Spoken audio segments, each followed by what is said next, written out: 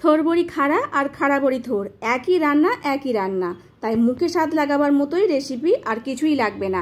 রাধে রাধে বন্ধুরা, কেমন আছো সবাই? আশা করি সবাই ভালো আছো, সুস্থ আছো। সকাল থেকে ব্লগটা শুরু করছি। জয়িতা স্কুল যাবে, তো কালকে তরকার রুটি করেছিলাম, রেখে দিয়েছিলাম সকালবেলা টিফিন দেওয়ার জন্য, তো ওকে একটু খাইয়ে দিলাম। রাত্রিবেলা যদি একটু টিফিন কিছু করে রাখি না, খুব সুবিধা হয় সকালবেলা ওকে দেওয়ার মতো, আর আমারও ঝামেলা কম থাকে। আর নইলে আলাদাভাবে রান্না করে ওকে দিতে হয়। যাই হোক, ও চলে যাওয়ার পর আমি ঘরটা গুছিয়ে নিয়ে রান্নায় চলে এসেছি। অন্ন বসিয়ে দিলাম। আজকে আর ডাল করব না, এই কচু আছে, কচু রান্না করবো। লবণ দিয়ে একটু সেদ্ধ বসালাম। তোমরা অনেকেই বলেছিলে যে পোস্ত আর তিলকে ভালো করে মিক্সচারে আগে শুকনো ঘুরিয়ে নিতে, তারপর জল দিয়ে পেস্টটা করতে, তো সেটাই করছিলাম।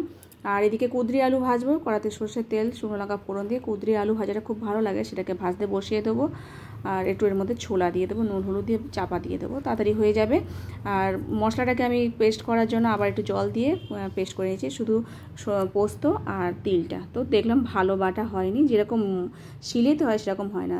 তাও তিলটা বাটা হয়েছে, পোস্তটা গোটা গোটাই রয়েছে, তো আমার ঠিক পোষালো না, ওটা আয়ও দেবে না। আসলে মশলা বেটে বেটে এমনই অভ্যাস, যেগুলো নরম জিনিস সেগুলোই বেশ ভালোভাবে পেস্ট হয় মিক্সচারে, তাও হয়নি। তাও আমি আবার কি করছি, শিলে বেটে নিচ্ছি, তাহলে আরও বেশি ভালো হবে। কোনো একটা তরকারি যদি করি, সেটা যদি ভালোভাবে মশলা দিয়ে মানে পেস্ট করা মশলা দিয়ে করলে খুব ভালো হয়। মিক্সচার যদি পেস্টটা ভালো হয়ে যেত তাহলে আমি করতাম। তো তোমরা অনেকেই বলেছিলে মিক্সচারে করে নিতে, তো আমার ঠিক মনের মতো হলো না।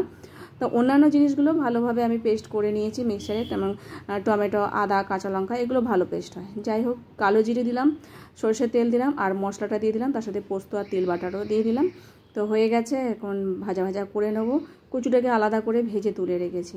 দেখো, একই রান্না প্রতিদিনই হয়, তো বর্ষাকালে যেসব আনাজগুলো বিক্রি হয় তো সেগুলোই আমরা খাবো। আর একই রান্নাকে যদি একটু ভালোভাবে করতে পারি, তো সেটা তো আর কিছুই লাগবে না। আজকে ডাল করবো না, তো এটাই শুধু হবে, তো ভালোভাবে করার চেষ্টা করছি। তো থোর বড়ি খাড়া আর খাড়া বড়ি ধরা একই জিনিস, কিন্তু সেটাকে একটু আলাদাভাবে করার চেষ্টা করছি। আজকে আর হলুদ দিইনি, একটু সাদা সাদা করার চেষ্টা করেছি। হলুদ আর লঙ্কা গুঁড়ো কিছু ইউজ করিনি। তো তাও আমার একটু লালচে লালচে হয়েছে, কারণ এটা সর্ষের তেল দিয়ে করা বলে, তাই।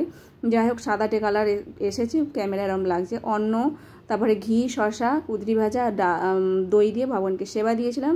এখন প্রসাদ পাবো আমরা তিনজনে মিলে। গোগো কলেজে যাবে, তো ওরও ভাত বেড়ে দিয়েছি।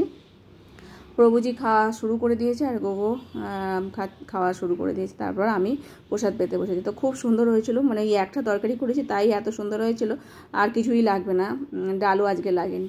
আর মুষলধারে বৃষ্টি হচ্ছিল, তারপর একটু সামান্য থামতে প্রভুজি কাজে বেরিয়ে যাচ্ছে, তাও রেনকোট পরলো না, আমি মাথায় চাপা দিই, তাই দরজা দিতে এসেছি। এত জোর বৃষ্টি হয়েছে একটু আগে, বলার না।